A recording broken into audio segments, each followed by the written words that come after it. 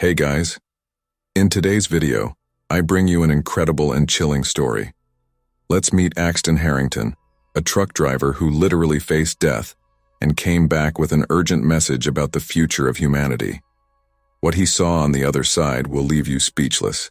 So, before we start, leave your like, subscribe to the channel so you don't miss any content like this, and activate the bell to receive all notifications. Now get ready for this intense and surprising journey. Hello, my name is Axton Harrington. I'm a longtime truck driver, one of those who have seen a little bit of everything in their life on the road. I'm 52 years old, and until recently, I thought I knew the world and how things worked well. But let me tell you, life has a funny way of turning everything upside down when you least expect it. I spent most of my life cruising the roads of the United States, carrying loads from one side to the other. It wasn't a glamorous life, but it was my life, and I liked it. The cab of my truck was my home, and the road was my companion. I was never much of a believer in things I couldn't see or touch. Religion, spirituality, these things never made much sense to me. I was a practical man, with my feet firmly on the ground.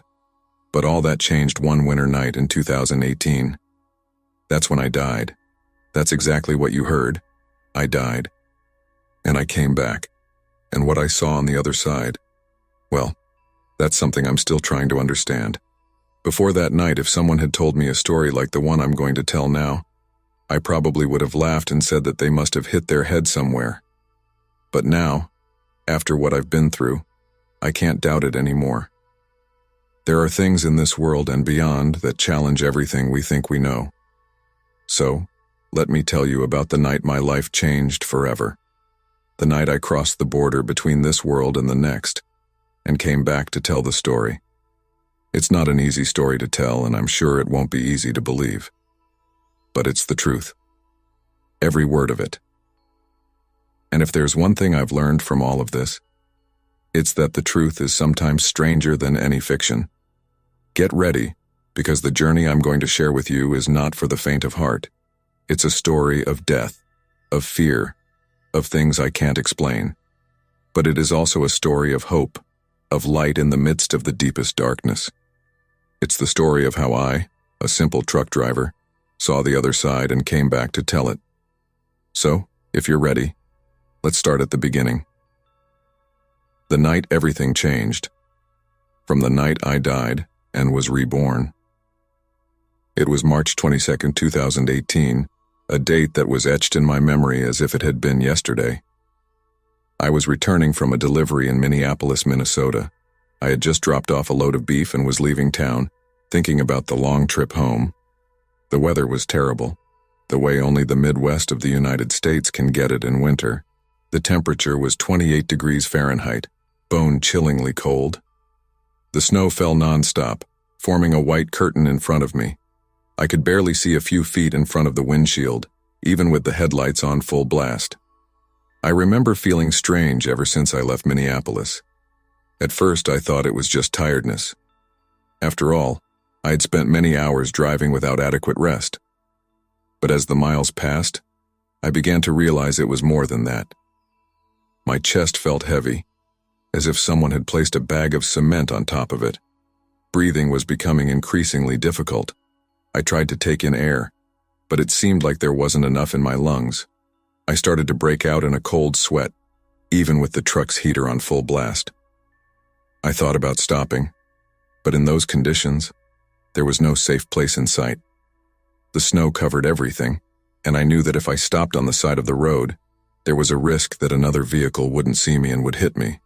So I kept driving, trying to focus on the road in front of me. That's when things started to get really weird. I started having lapses of consciousness. One moment I was there driving, and the next everything was blurry, as if I were diving into murky water. These moments became more frequent and longer. I knew something was very wrong. My survival instinct screamed at me to stop, ask for help, but another part of me, perhaps the stubborn pride of an old truck driver, insisted that I could handle it, that it was just a little longer until I reached a safe place to stop. It was in this moment of confusion that I made a decision that would change everything. I decided I needed to get out of the truck even if just for a few minutes. I thought the cold air might wake me up, clear my mind. Little did I know that this decision would take me on a journey I could never have imagined. I stopped the truck on the shoulder, the wheels sinking into the deep snow. When I opened the cabin door, the freezing wind hit me like a punch.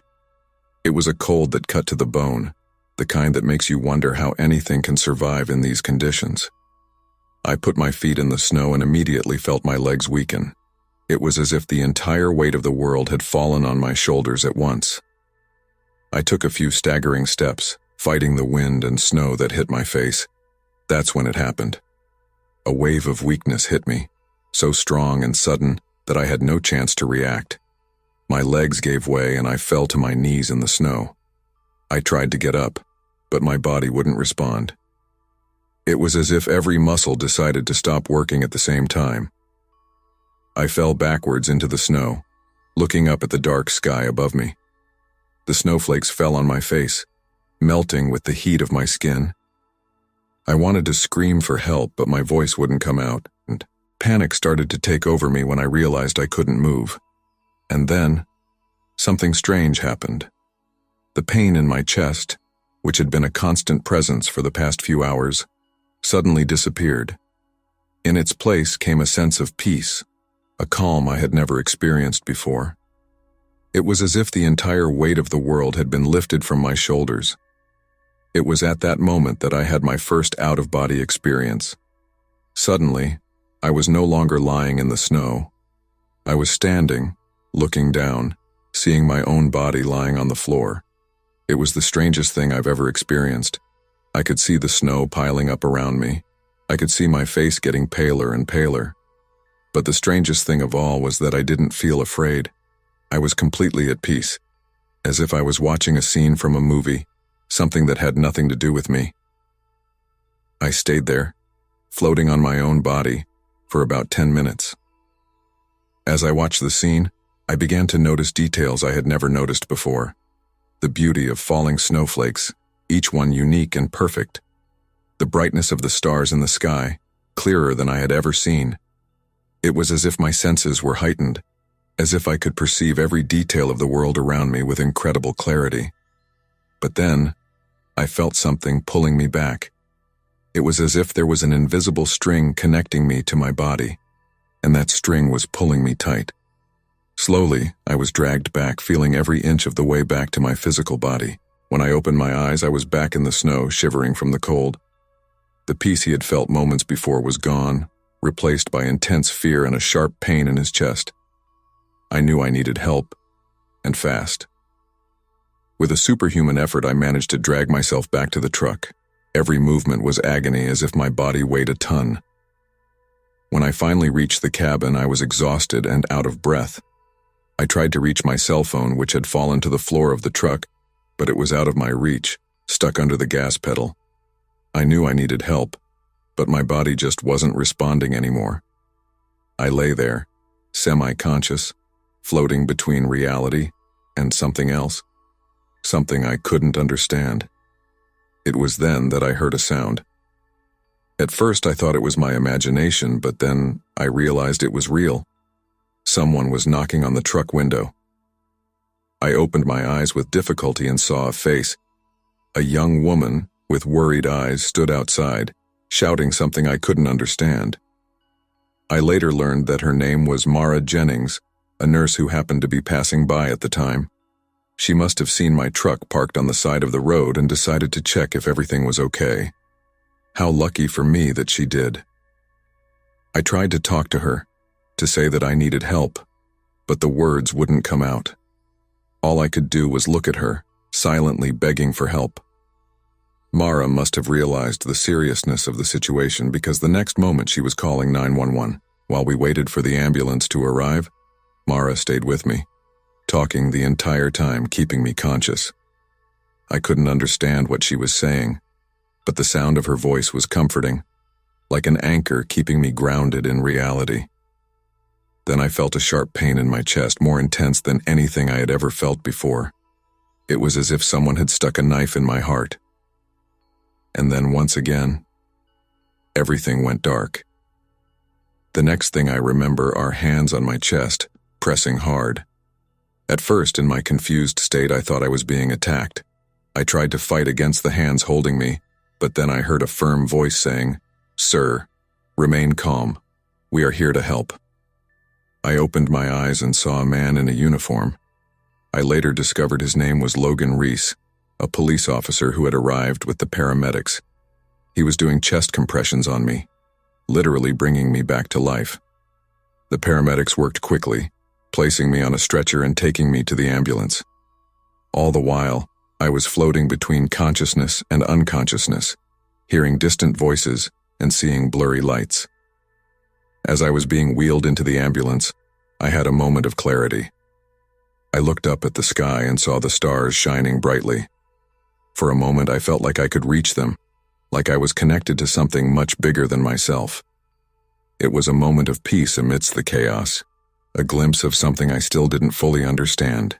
And then the ambulance doors closed and I was rushed to the hospital, fighting for my life every second of the way.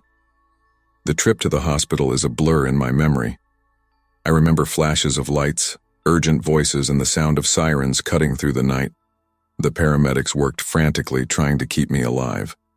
I fluctuated between consciousness and unconsciousness, feeling like I was being pulled between two worlds. When we arrived at the hospital, I was taken directly to the emergency room. The medical team sprung into action immediately. I remember seeing worried faces leaning over me, hearing orders being shouted, and feeling skilled hands working on my body. The doctor leading the team, Dr. Simmons, I later learned, barked orders as he checked my vitals. "Pressure dropping. We need to stabilize him now."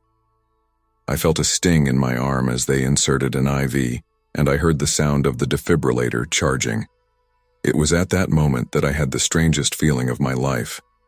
It was like I was being pulled out of my own body.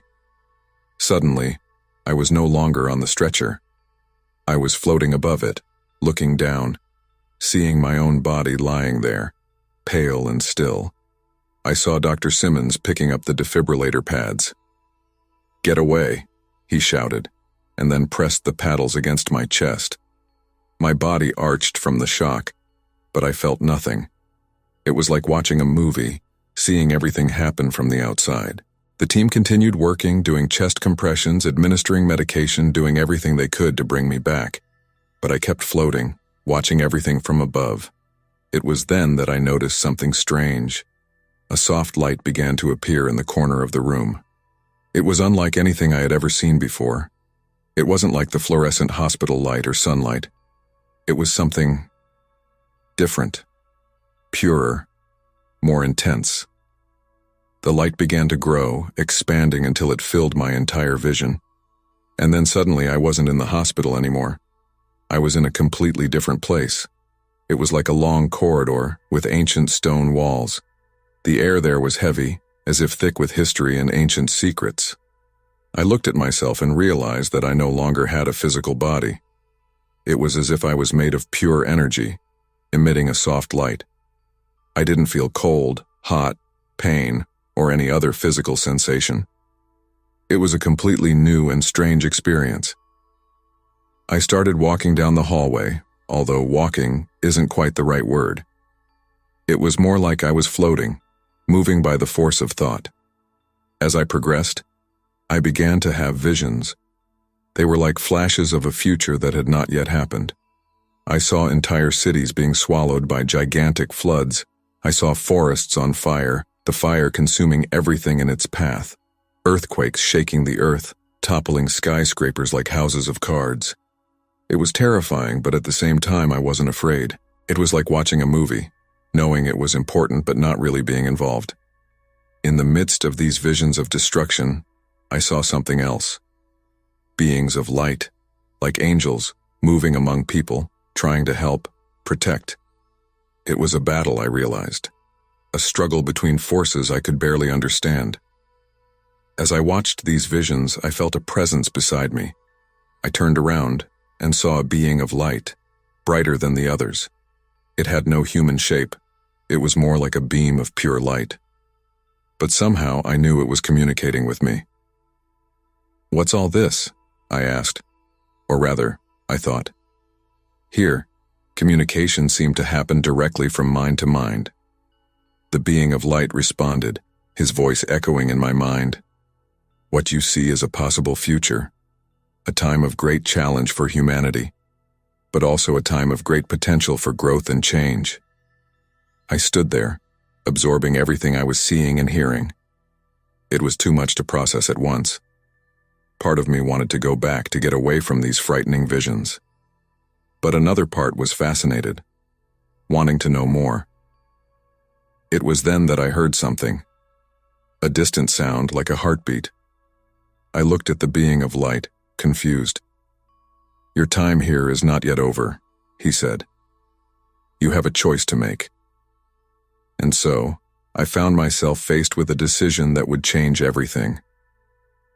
The hallway I was in started to change. On one side, I saw a portal open.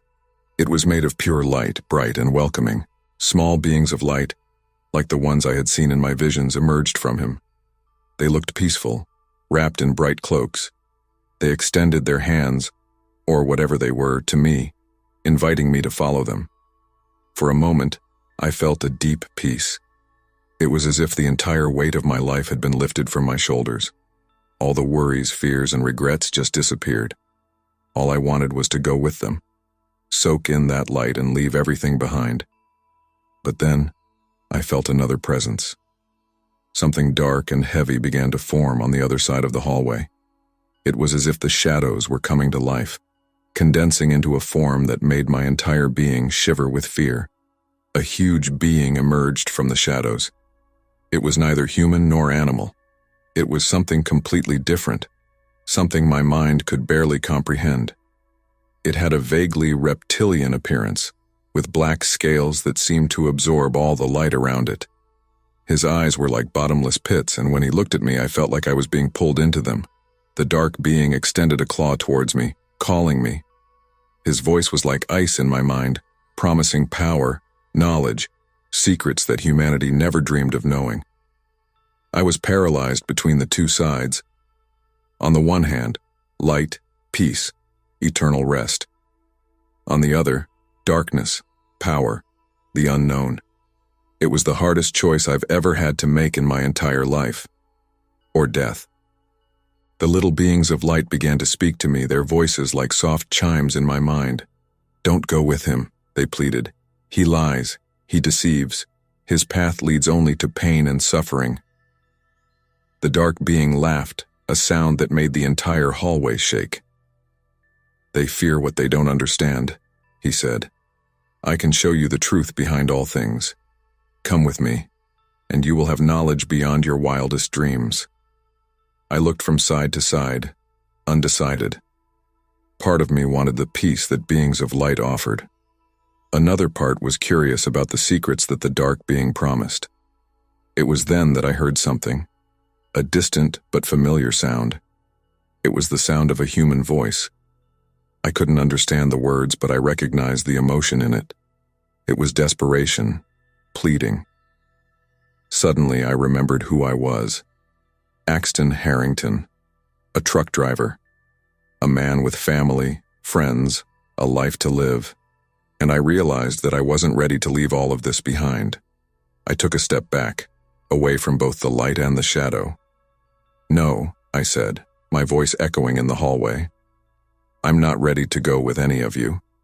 The dark being roared in rage, the shadows around him shaking violently. The light beings looked sad but nodded in understanding. And then, I felt that force pulling me back. The hallway started to disappear, and I was being dragged back to somewhere. The last thing I heard was the voice of the being of light who had shown me visions of the future. Remember, he said, remember everything you saw here.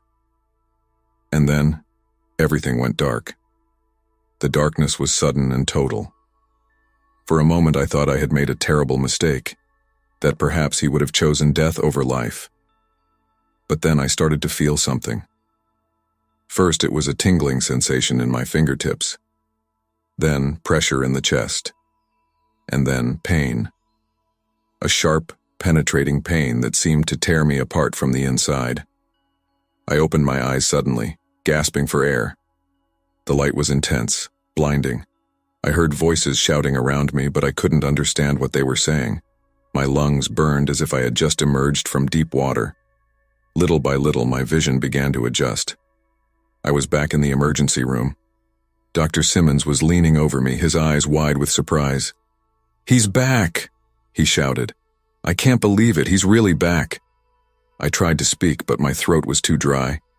A nurse quickly brought a glass of water with a straw. I drank greedily, the cold water feeling like the nectar of the gods in my parched throat. "Mr. Harrington," Dr. Simmons said, his voice shaking slightly. "You were dead for 35 minutes. We had no hope left. Your heart had completely stopped." I looked at him, trying to process what he was saying. 35 minutes? It felt like I had spent an eternity in that strange hallway. Was all I could say. The doctor shook his head. "We don't know. I've never seen anything like it in my entire career. It's a miracle, Mr. Harrington. There's no other explanation." In the days that followed, I was in the ICU recovering. The doctors ran a series of tests trying to understand what had happened to me. They discovered that I had suffered a massive heart attack. My heart had literally stopped beating. But the most surprising thing to them was that I hadn't suffered any brain damage. After 35 minutes without oxygen, my brain should have been irreparably damaged. But it wasn't. I was perfectly lucid, able to speak, think, and move normally. During this time, I was visited by Mara, the nurse who had met me on the road, and Logan, the police officer who had performed chest compressions on me. They both seemed in shock to see me alive and well. "I'll never forget that night," Logan told me, his voice cracking with emotion. "I thought we lost you." As I recovered, I started thinking about everything that had happened, the visions he had had, the beings he had encountered. It was hard to believe that all of this had been real. Part of me wanted to dismiss it all as a hallucination caused by a lack of oxygen to my brain. But another part knew it had been real. More real than anything else I had ever experienced in my life. And then, I began to remember the visions of the future I had seen. The catastrophes, the conflicts, the fight between light and darkness. And I asked myself, what should I do with this knowledge? It was at that moment that I realized that my journey was not over when I came back to life. In fact, she was just getting started. The days in the ICU dragged by slowly. Although I was physically recovering at a speed that surprised doctors, mentally I was in turmoil. The memories of my near-death experience were constantly in my mind, as vivid as the moment it happened. Every time I closed my eyes, I saw flashes of that dark corridor, of the beings of light, of the being of shadows. The visions of the future that I had witnessed haunted me. Floods, fires, earthquakes. Could this really be the destiny of humanity? The doctors and nurses noticed my restlessness. They attributed it to the trauma of what I had been through, offering anti-anxiety medication and sessions with the hospital psychologist. But how could I explain to them what was really troubling me? How could I say I had glimpsed the future, and now carried the weight of that knowledge? My family came to visit me. My wife, Sarah, and our 2 adult children, Jake and Emily. They were obviously relieved to see me alive, but also worried. I could see in their eyes that something had changed. The way they looked at me was different, as if I were a stranger they were trying to recognize. "Dad," Jake said during one of the visits, "you look different. What happened to you that night?" I wanted to tell them. I wanted to share everything I had seen and experienced. But the words kept getting stuck in my throat. How could I explain something I barely understood myself? I saw things, son, was all I could say. Things that changed the way I see the world. They exchanged worried glances, clearly not knowing how to interpret my words. As the days went by, I started to notice other changes in myself. My senses seemed sharper. The colors seemed more vivid, the sounds clearer. Sometimes I would catch glimpses of something out of the corner of my eyes. shadows that moved in strange ways, lights that flickered where there shouldn't be any. And then, there were the dreams. Every night I dreamed of that corridor, of the beings I had encountered. Sometimes the being of light would appear, showing me more visions of the future. Other times, it was the being from the shadows, whispering promises of power and knowledge. I woke up from these dreams in a cold sweat, my heart beating fast in my chest. Doctors were concerned about these episodes, fearing they could trigger another heart attack. But I knew it wasn't my heart that was in danger. It was my mind, my soul. Finally, after 2 weeks in the ICU, I was allowed to go home. The doctors gave me a list of instructions: take medications regularly, follow up with a cardiologist, avoid excessive physical exertion. But none of that seemed important compared to what I was facing internally. When I got home, everything felt strange and familiar at the same time. It was as if I was seeing my own life through someone else's eyes. Ordinary, everyday objects, the old armchair in the living room, the family photos on the wall, seemed charged with meaning that I couldn't fully comprehend. That first night home, I sat on the porch, looking at the stars. The night sky looked different now, more vast and mysterious than ever. Each bright star reminded me of the beings of light I had encountered, and the shadows between them made me think of the being of darkness. It was at that moment that I made a decision. I couldn't just go back to my normal life, pretending nothing had happened. What I had experienced, what I had seen, was too important to ignore. I had been chosen to see these things for some reason, and now it was my responsibility to understand why and what I should do with this knowledge. But where to start? How could I even begin to decipher the meaning of the visions I had seen? And more importantly, how could I use this knowledge to make a difference in the world? These questions echoed in my mind as I watched the night sky, feeling more alone and, at the same time, more connected to the universe than I had ever felt before. The days that followed my return home were a whirlwind of emotions and discoveries. I knew I couldn't just go back to my old routine as a truck driver. The visions I had, the experiences I had changed something fundamental within me. I needed answers. I needed to understand what it all meant. I started researching near-death experiences. I spent hours on the internet, reading reports from other people who had gone through something similar.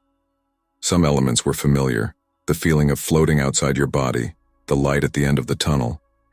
But no reports mentioned the visions of the future I had seen, or the strange beings I had encountered.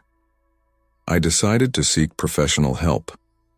I found a psychologist, Dr. Elena Rossi, who specialized in near-death experiences. At first, I was hesitant to share all the details of my experience. I was afraid that she would think I was crazy, that she would try to explain everything as a hallucination caused by a lack of oxygen in the brain. But Dr. Rossi surprised me. She listened to my story with an open mind, asking insightful questions that helped me explore aspects of my experience that I had not considered before. "Mr. Harrington," she told me in one of our sessions, "what you experienced goes beyond what current science can explain. But that doesn't mean it isn't real or important. The question now is, what will you do with this experience?" This question haunted me for days. What should I do? The visions I saw of the future showed a world on the brink of chaos, natural disasters, conflict, suffering. But I had also seen those beings of light, working to help and protect. Did I have a role to play in this fight? I started paying more attention to news about climate change and natural disasters. Every report about floods, forest fires, or earthquakes reminded me of the visions I had seen. It was like I was watching the pieces of a puzzle come together, and the final picture was terrifying. But I couldn't sit still, just watch. I felt like I needed to do something, anything, to try and change the course of events I had envisioned. I started small. I changed my consumption habits, trying to reduce my environmental impact. I started talking to friends and family about the importance of taking care of the environment. Some listened to me with interest. Others looked at me as if I had gone crazy. Sarah, my wife, was concerned about my change in behavior. "Axton," she said to me one night, "you haven't been the same since that night. What's happening to you? I wanted to tell her everything, about the dark corridor, the beings of light and shadow, the visions of the future. But the words kept getting stuck in my throat. How could I explain something that I didn't even fully understand? I saw things, Sarah, he finally said. Things that have changed the way I see the world. I know it's hard to understand, but I need to do something. I can't just go back to my old life and pretend nothing happened. She looked at me for a long moment, her eyes full of concern and confusion. Finally, she sighed and took my hand. I don't understand, Axton, but you almost died. If it changed you, well, I guess it's understandable. Just don't leave me out, okay? Whatever's going on, we're in this together. Your words gave me strength. I realized I was not alone on this journey. I had my family, I had Dr. Rossi, and perhaps in some way that I still didn't fully understand, there were those beings of light that I had encountered. But while I gained clarity about some things, others became more confusing. The dreams continued, vivid and disturbing. Sometimes I woke up in the middle of the night, in a cold sweat, certain that something was about to happen. Something big, something that would change everything. And then, on an ordinary Sunday morning, I turned on the TV and saw something that made my blood run cold.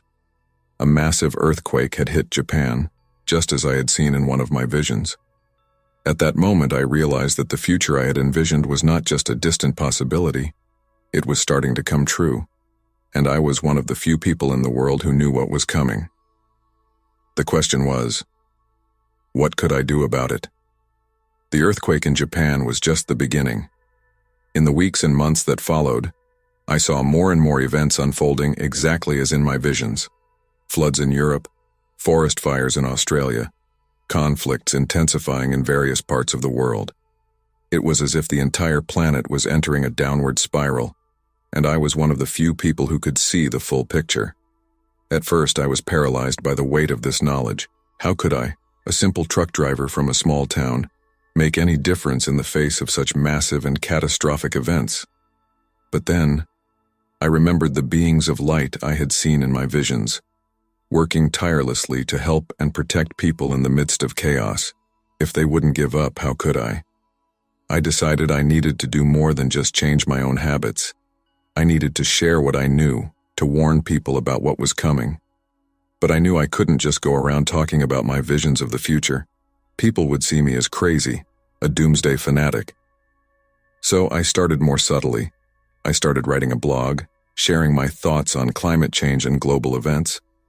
I didn't mention my visions or my near-death experience, but I used the knowledge I had gained to make connections that others missed, to warn of potential disasters before they happened. To my surprise, the blog started to gain followers. People were interested in my unique perspective, the way I could see patterns and make predictions that often turned out to be correct. I started receiving messages from people all over the world, thanking me for opening their eyes to what was happening. But not everything was positive. The more I got involved in this work, the more intense my dreams and visions became. Sometimes I woke up in the middle of the night screaming, the images of destruction and suffering so vivid they seemed real. Sarah was worried but supported me as best she could. It was during this period that I started to notice something strange. Sometimes when I was writing or talking about my predictions, I felt like I was being guided by something other than myself. It was as if the beings of light I had encountered were helping me, giving me the right knowledge and words at the right time. On one of these occasions, I saw that the next month would be very turbulent. But I also felt the presence of shadows. Sometimes when I was alone, I had the feeling that I was being watched. I saw movement out of the corner of my eye. I heard whispers that I couldn't fully understand. It was as if the shadow being I had encountered was still trying to reach me, tempt me with promises of power and knowledge. I was walking a fine line between two worlds, and sometimes I wondered if I was losing my sanity. But then something would happen. A prediction would come true, a person would thank me for changing their life, and I knew I was on the right path. One day I received an email from a renowned climate scientist. He had read my blog and was impressed with my analysis. I wanted to meet, discuss my ideas. It was a moment of validation that gave me strength to continue. I realized that maybe this was my true purpose, not just predict the future, but work to change it. Using the knowledge he had received to help guide humanity onto a better path. Looking back on that cold March night when my life changed forever, I realize it was just the beginning of a much greater journey. A journey that I hope can help change the course of the future I saw. I don't know what the future holds. I don't know if we will be able to avoid the catastrophes I saw in my visions, but I know I can't give up trying, because I now understand that each of us has a role to play in this great tapestry that is life. And my role, as strange and unexpected as it may be, is to be a voice of warning and hope amid the coming storm. My name is Axton Harrington. I'm a man who died and came back. And this is my story.